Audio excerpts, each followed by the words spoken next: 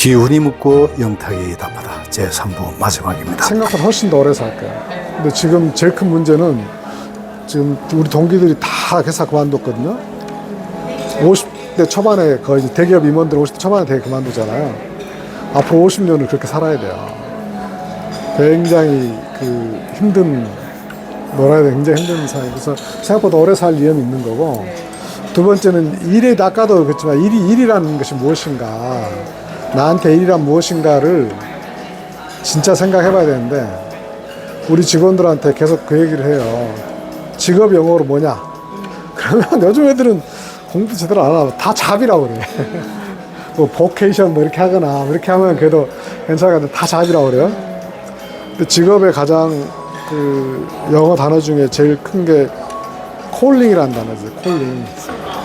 저는 초등학교 5학년 때 그때 국민학교였잖아요. 국민학교 5학년 때 실과 시간이 있어서 실과 시간에 직업의 의미에 대해서 배웠거든요. 초등학교 5학년 때. 세 가지예요. 하나는 경제적인 삶의 수단이 된다.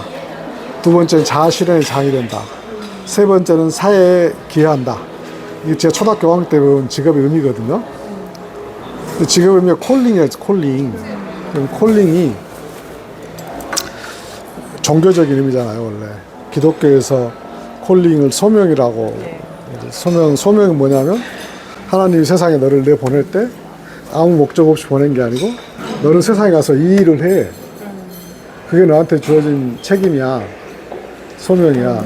모든 사람들이 그건 이제 달란트죠. 모든 사람들이 자기 재능을 갖고 태어나서 각자에 맞는 역할을 해주면서 그 세상이 좋게 발전하는 게 네가 해야 될 일이야. 이게 콜링이잖아요. 이 콜링이 직업이 돼 있잖아요. 내가 이 세상에 태어날 때 가지고 태어난 목적과 소명과 사명이 직업인 거예요.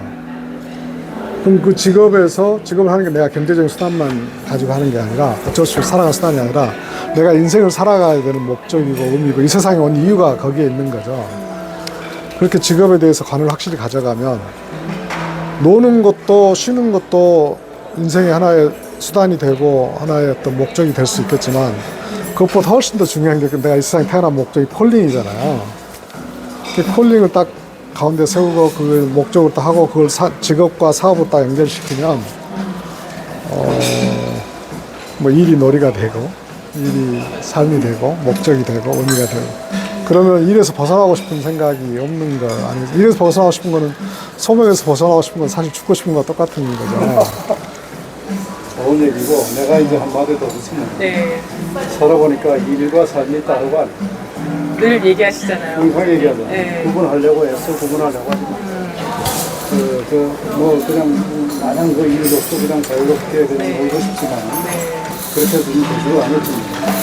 그 안에서 또 일이 있어요. 그리고 일 속에 삶이 있고 삶 속에 일이 있어요. 우리가 제가 이제 그런 문제가 이제 번아웃도 그렇고 이해를 하고 번아웃 되면 무조건 쉬라고 그렇게 얘기를 하는데 그거 공감을 해요. 거기에서. 근데 이제 우리가 이제 그런 걸 좀 많이 겪고 하는 이유가 일이란 무엇인가, 내 인생에서 일이 어떤 의미가 있는가 이런 것들, 직업관 이런 것들 제대로 안 가르치기 때문에. 그래서 옛날에는 유신 때는 초등학교 때 가르쳤는데 그래서 어쩐지 모르겠는데 그거에 대해서 잘 안 가르쳐서. 그 실과 시간에 그 일의 너무 정확한데요? 가지를 정확하게 얘기를 해요. 그 50년 전 이야기입니다. 그 아주 핵심. 그 자아실현.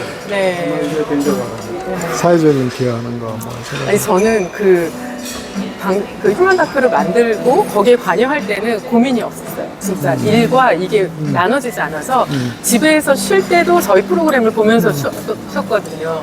그리고 그게 이제 사람들한테 도움이 된다는 확신이 있었고 그랬는데 이제 이걸 옮기면서 좀 방황을 하는 것 같아요. 맞아요. 그리고 작년이랑 재작년 우리나라에 굉장히 그 자본주의 바람이 불었잖아요. 그래서 같이 일하는 그 사람들도 예전에는 어떤 그런 목표 때문에 일을 했었던 것 같아요. 이 2, 3년 사이에 되게 변화가 많아서 사람들이 다 경제적인 게 굉장히 우위로 이렇게 변하더라고요. 그런 거는 그 한국 사람들 아까 말씀드린 것처럼 한국 사람들 굉장히 플럭처에이션 심한 그런 트렌드의 영향이고 진짜 중요한 거는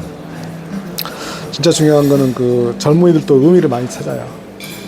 요즘 젊은이들이 가장 중요한 게 의미를 생각하는 거예요. 그래서 그게 없는 게 아니에요. 그래서 이걸 우리가 볼 때, 아까 제가 행동경제학에 있는데, 행동경제학의 기본은 진화심리학에 있어요. 수백 년 동안 변하지 않는 거. 그러니까 예를 들면, 남자와 여자가 쇼핑몰에 집어넣으면, 남자는 몇 분 만에 나오는데, 여자는 1시간 동안 해서, 그러니까 쇼핑몰에 넣어가지고 청바지 하나 사가지고 나와라. 그러면 남자는 7분 만에 나와요. 여자는 1시간 12분 만에 나오거든요. 네.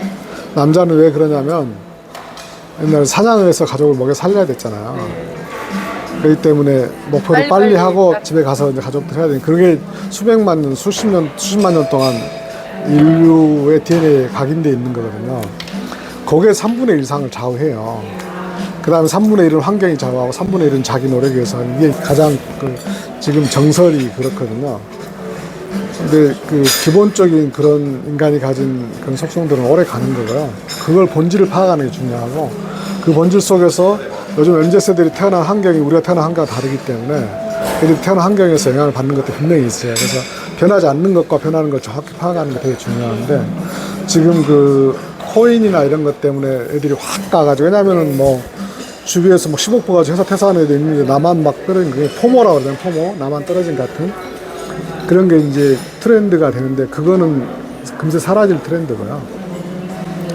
의미를 찾거나 하는 이런 것들은 오래갈 트렌드거든요. 그래서 이 오래갈 트렌드를 중심을 잘 잡아주고 그걸 동기를 시키고 그러면 이제 그것에 또 더 중요하게 생각하는 애들이 있고 그런 애들을 찾았으면 되는 거예요. 저 그것 때문에 굉장히 고민을 많이 했거든요. 그러니까 내가 중심을 잡는 게 우선인 거고요. 그렇네요. 내가 중심이 약하면 이제 그런 것에 흔들려 버리는 거예요. 그러니까 정말 사정없이 흔들렸어요 작년에. 제가 너무 흔들려가지고. 그러니까 큰 배를 타고 대양에 나가면 괜찮은데 조그만 배를 타면 파도에 계속 휩쓸리잖아요. 그러니까 내가 큰 배를 만들어서 가지고 있으면 파도가 아무리 쳐도 괜찮거든요. 그렇게 만들면은 너무 잘난 척을 많이 해가지고. 너무 좋은 시각을. 네. 너무 잘난 척만 많이 해가지고. 그러니까 애들이 미닝을 원래부터 중요하고 지금도 더 중요하게 생각해요. 자율과 책임 원래 중요해요. 예를 들어서 요즘 잘 모르는 기자들이 요즘 젊은 애들 싸가지 없다고 요즘 삼요라는 말 들어보셨어요? 왜요? 제가요? 지금요? 그러니까 저는 지금 다 대놓고 하라고 그래요.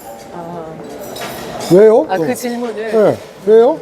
옛날에는 이 일을 왜 하는지도 모르고 상사가 시키니까 까라면 까는 척이라도 한다. 얼마나 나쁜 거예요. 얼마나 바보 같은 짓이에요 그게.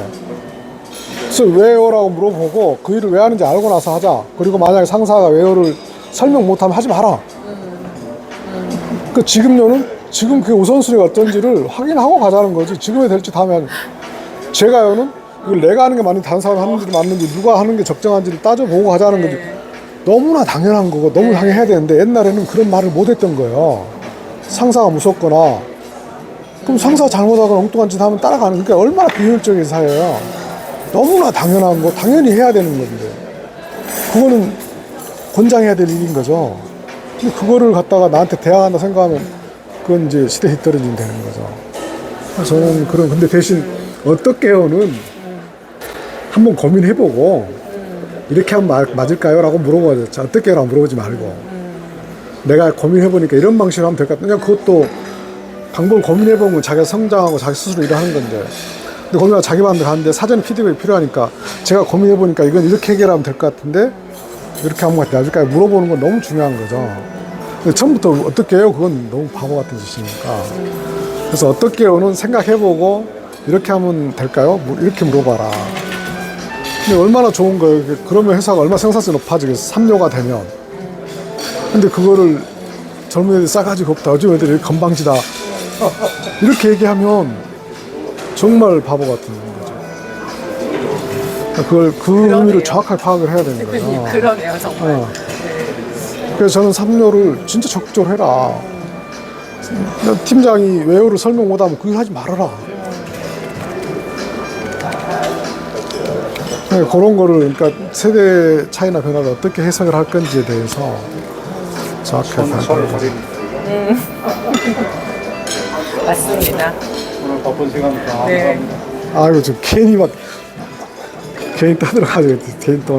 그 문제의 본질과 막, 그러니까 수단과 본질을 막 섞어가지고, 그러니까 막 문제가 얽혀 있는 거죠. 네. 그래서 문제의 본질은 뭔지, 그 본질이 뭔지가 정확하게 나오면 해결책은 그 다음에 해결해야 되거든요. 근데 이걸 섞어서 봐버리는 거예요. 그리고 왜 그런 거 있잖아요. 이제 이 직원의 어떤 잘못된 게 보여. 근데 그 말을 못 하겠는 거예요. 그러니까 이런 걸 좀 고치면 좋겠다라고 하는 말을 하기가 되게 어려워요. 그건 이제 해야 되는 거죠. 제가 그 행복한경영대학 그 사장님들한테 여러 가지 이제 얘기를 하는데 그 중에 하나를 창업 동지, 되게 임원들이잖아요. 창업 동지를 그런 이러저런 이유 때문에 객관적으로 봤을 때는 헤어져야 되는지 알면서 그런 이제 얘기하기 어렵고 뭐 이런 것 때문에 내보내는 사람이 있고 내보내지 못한 사람이 있어요. 내보내는 사람은 회사를 키울 수 있는 사람이고 내보내지 못하는 사람은 회사를 키우지 못할 사람이다. 그게 그럴 때는 굉장히 냉정하게 판단해야 돼요.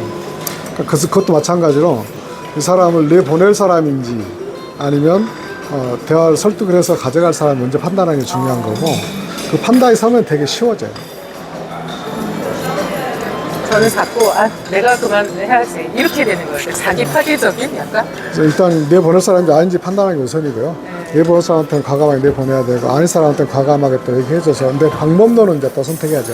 어떤 방법으로 얘기할지는 근데 해야 될지 말아야 될지는 반드시 해야 되는 거고 네. 반드시 해야 되는데 그 방법을 세게 얘기할 것이냐 네. 뭐 감정 섞어서 얘기할 것이냐 뭐 근데 대체적으로 돌려서 얘기하면 못 알아들어요. 네. 맞아. 자기 좋을 대로 해석을 해버려요. 그러니까 어떤 케이스가 있냐면 팀장들한테 그런 팀원들이 있으면 강력하게 코칭해서 몇 번 코칭한 다음에 도저히 안 되면 내보내라 이렇게 하면 우리 이제 인사팀에서 가서 그 얘기를 친구한테 한번 하잖아요. 그럼 나 처음 들었다 이렇게 얘기하는 거예요. 그러니까 이 사람은 자기는 했다고 생각을 해요. 돌려서. 근데 이 사람은 자기한테 유리한 말만 듣기 때문에 안 들었다. 커뮤니케이션이 안 된 거잖아요. 그래서 굉장히 정중하게 하더라도 확실하게 해야 되고요.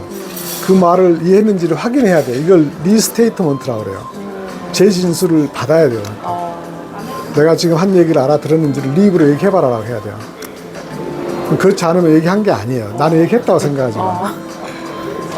근데 제가 지금 들은 건 정중하게 해야 된다. 이게 되게 중요한. 인간을 존중해야 되죠. 아무리 뭐라 해도 아무리 헤어진다 하더라도 존중해야 되고요. 네. 그리고 아무리 좋게 해도 그 사람은 서운해요. 그거 알아요.